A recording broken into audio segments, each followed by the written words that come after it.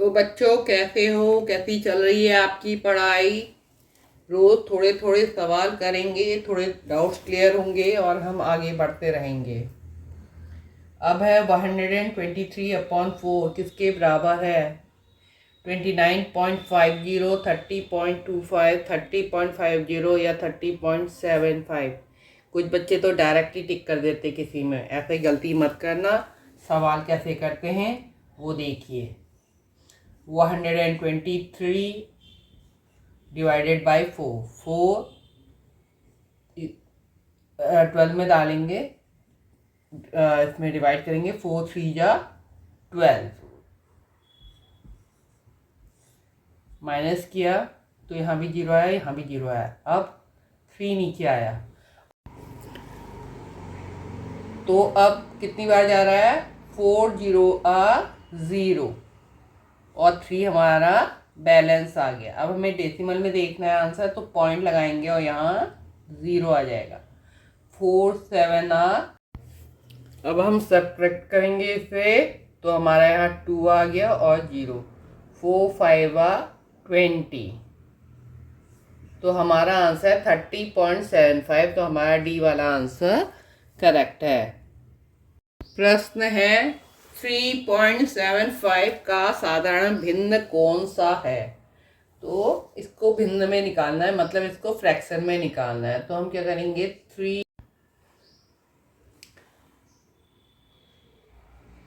375 upon क्या हो जाएगा? पॉइंट की जगह में हमने 1 रखा और जो यहाँ के डिजिट है इनके लिए 0 रख दिया। ठीक है, तो ये कितना हो गया? 375 अपॉन 100। अब हमें इसे भिन्न में निकालना है, तो हम इसमें टेबल लगाएंगे जिससे ये कट जाए दोनों। तो 5 2 जा 10 और 5 0 जा 0, और यहाँ में हो गया 5 7 35 और 5 5 25। अब फिर से 5 से कट रहा है। 5 4 20, 5 15 75, 15 5 75 होता है। तो अब हमारा ये हो गया 15 अपॉन 4। अब 15 अपॉन 4 को हम फ्रैक्शन फॉर्म में लिख देंगे। 4 3 12 और इससे माइनस किया तो 3, तो इसका आंसर हो गया 4। ये जो चीज़ होती है डिनोमिनेटर में लिखी जाती है, ये साइड में लिखी जाती है, होल जो है।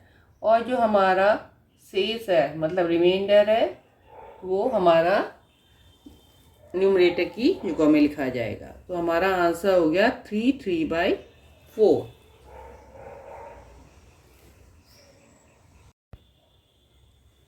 आरोही क्रम। आ जा, ऊपर को आ जा, नीचे से ऊपर को आ जा, इसका मतलब ये है। ठीक है, मतलब छोटे से बड़ा। अब हम यहाँ देखते हैं, ये तो 3 है, पहले 3.04, तो ये तो सबसे बड़ा हो जाएगा, है ना। बाकी तो 0.57, 0.38, 0.05 और 0.04 है। तो अब हम देखते हैं कि कौन सा सबसे छोटा है। यहाँ में 5 है, यहाँ में 3 है, यहाँ में 0 है, यहाँ में 0 है, तो ये दोनों छोटे हैं। लेकिन अब कौन है इसमें से सबसे छोटा? यहाँ में 5 है और यहाँ में 4 है सेकंड प्लेस में, तो 4 वाला छोटा है। तो हम लिखेंगे 0.04 छोटा है, फिर 0.05। अब यहाँ में देखो 5 है पॉइंट के बाद और यहाँ में 3 है, तो ये वाला छोटा है। तो हम लिखेंगे 0.038, फिर 0.57 और फिर 3.04। अब ये सवाल करना बहुत इजी है। ये याद कर लेना कि मल्टीप्लिकेशन में जितने डिजिट पॉइंट के बाद होते हैं उनको हम काउंट कर लेते हैं, और जब आंसर होता है ठीक उतने पॉइंट से इस साइड को हम ले आते हैं, राइट हैंड साइड से लेफ्ट हैंड साइड को। अब देखिए 1 है और ये 145.78 है, तो हम डायरेक्ट इसे लिख देते हैं 140, क्योंकि 1 से मल्टीप्लाई करेंगे तो इतना आ जाएगा, है ना। अब यहाँ 2 डिजिट हैं हमारे पॉइंट के बाद, और यहाँ भी डेसिमल के बाद 2 डिजिट है। तो 1 2 3 4, तो 4 के बाद हम क्या लगा देंगे? पॉइंट लगा देंगे। देखिए समय 1.1 प्लस 11.11 बराबर है 11.22, 1212 या 12.21 या 22.11। तो हमें इसको ऐड करने के लिए हम क्या करते हैं, पॉइंट के नीचे पॉइंट करेंगे और डिजिट के नीचे डिजिट लिख देंगे। अब हम इसे ऐड कर देंगे, 1 का 1, 112, 112 और 1। तो हमारा सी वाला आंसर सही है। अब हमें ये बताना है कि 0.5 प्लस 0.05 प्लस 0.005 किसके बराबर है इनमें से। तो हम सबसे पहले तो इसको ऐड ही कर देते हैं। 0.05 मैंने आपको बता रखा, पॉइंट के नीचे पॉइंट और नंबर के नीचे नंबर लिख देना। तो ये आ गया 5 और ये 5 और ये 5। और हैंडराइटिंग अच्छी बनाना, मेरी हैंडराइटिंग अच्छी नहीं है लेकिन आप प्लीज़ अच्छी हैंडराइटिंग बनाना। तो ये हो गया 0.555। आधा सवाल तो वैसे ही सही हो जाता है अगर आपकी हैंडराइटिंग सही हो। तो हमारा हो गया 555। अब देखो पॉइंट के बदले में आ गया 1 और डिजिटों के बदले में आ जाएंगे 0 0 0 0 0। तो हमारा आंसर कौन सा वाला सही है,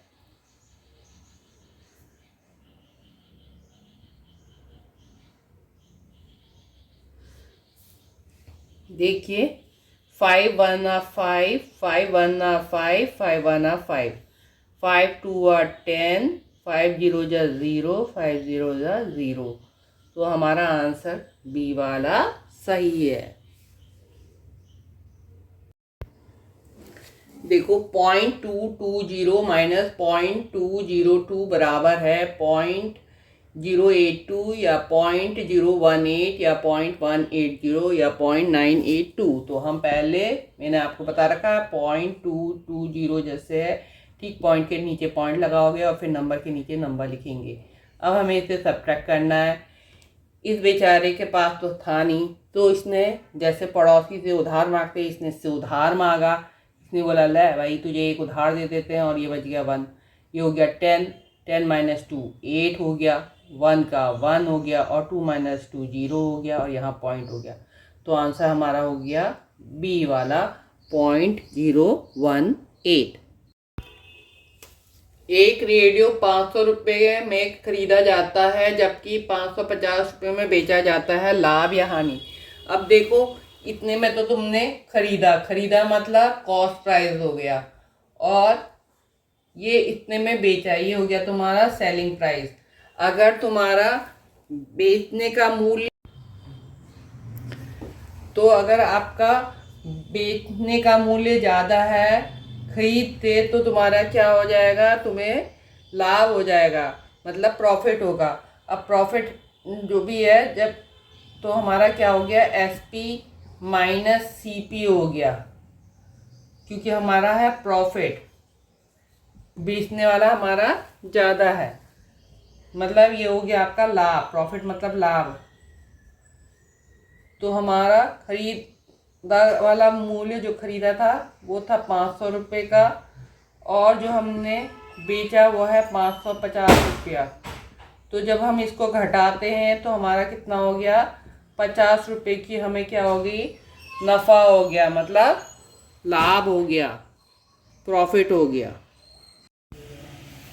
मैदान समतल भूमि में बहुत बड़े भाग होते हैं।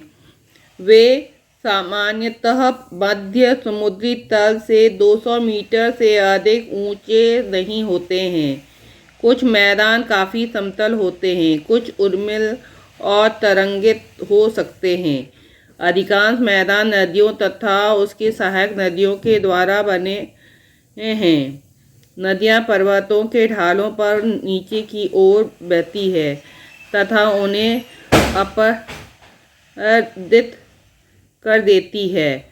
वे अपरदित पदार्थों को अपने साथ आगे की ओर ले जाती हैं। अपने साथ ढोए जाने वाले पदार्थों जैसे पत्थर, बालू हो तथा सिल्ट को वे घाटियों में निक्षेपित कर देती हैं। इन्हें निक्षेपों से मैदान का निर्माण होता है। तो अभी जो हमने पैराग्राफ पढ़ा था, अब इसके उत्तर ढूंढने में इसी में से मैदान भाग समुद्र तल से डैश से अधिक ऊंचा नहीं होता। तो कितना ऊंचा नहीं होता है? 200 मीटर। अधिकांश मैदानी भाग डैश बने होते हैं नदियों तथा उनकी सहायक नदियों से, पर्वतों और पठारों से, बालू के डिब्बों से या घाटियों से। तो उत्तर क्या है? ए वाला, नदियों तथा उनकी सहायक नदियों से। नदियां डैश बहती है पर्वतों के ढालों पर नीचे की ओर, पर्वतों के ढालों पर ऊपर की ओर, झीलों में घाटियों के ऊपर की ओर। तो नदियां तो हर वक्त नीचे की ओर बहती है, तो पर्वतों के ढालों पर नीचे की ओर। शिक्षा व्यक्ति के जीवन का आधार स्तंभ है। यह न केवल हमें ज्ञान प्रदान करती है बल्कि हमारे अंदर सही और गलत के बीच अंतर करने की क्षमता भी विकसित करती है।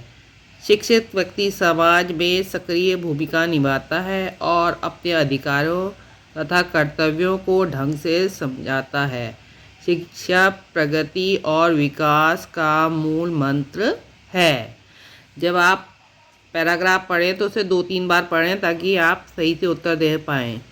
व्यक्ति के जीवन का आधार स्तंभ क्या है? धन, शक्ति, शिक्षा या पद? तो क्या है? शिक्षा। ज्ञान शब्द का पर्यायवाची है अज्ञान, पर्यायवाची मतलब सेम अर्थ। मूर्खता, विद्या या अनजान? तो विद्या। शिक्षा हमारे अंदर किसके बीच अंतर करने की क्षमता विकसित करती है? अमीर और गरीब, ऊंच और नीच, सही और गलत, मित्र और शत्रु, सही और गलत में। शिक्षित व्यक्ति समाज में कैसी भूमिका निभाता है? निष्क्रिय, नकारात्मक, सक्रिय या उदासीन? पढ़ा था आपने सक्रिय। प्रगति शब्द का विलोम शब्द, विलोम मतलब उल्टा, प्रगति का उल्टा होगा विकास नहीं, उन्नति नहीं, अवनति हाँ, उत्थान नहीं, उत्थान का भी मतलब होता है प्रगति। ठीक है, तो क्या हो जाएगी? अवनति। आइए अब हम स्क्वायर रूट याद कर लेते हैं।